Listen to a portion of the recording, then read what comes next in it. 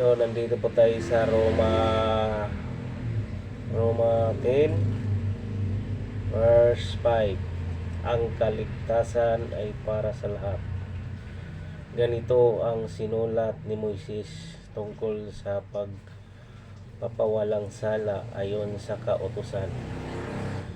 Mabubuhay ang tumutupad sa kautusan, ngunit ganito naman ang sinasabi tungkol sa pagpapawalang sala dahil sa pananalig. Huwag mong sabihin sa iyong sarili, sino ang aakyat sa langit, alalaong bagay upang ibaba si Kristo. Huwag mo ring sabihin, sino ang mananaog sa kalaliman, bagay upang kunin si Kristo mula sa mga patay. Ngunit ito ang sinasabi niya, malapit na iyo ang salita, nasa iyong mga labi at nasa iyong puso.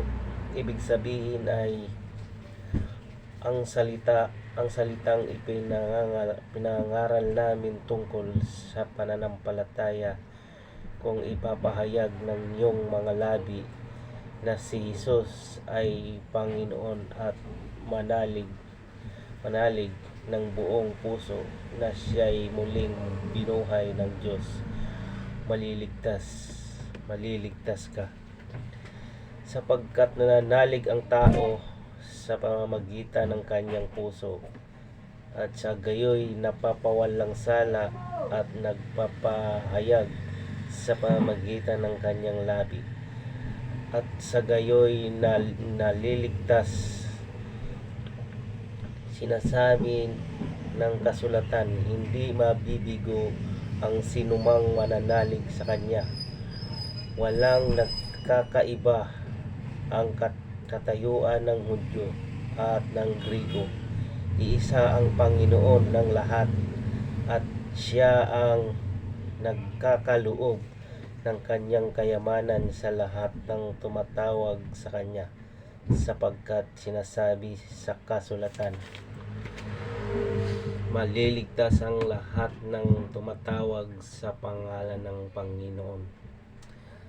Tama. Iisa lang ang ating pinaniniwalaan, isa lang ang ating Diyos. Pero ang tanong dito, tayo ba'y tumutupad sa kanyang pinag-uutos? Sinusunod ba ng kanyang mga anak ng utos ng Diyos?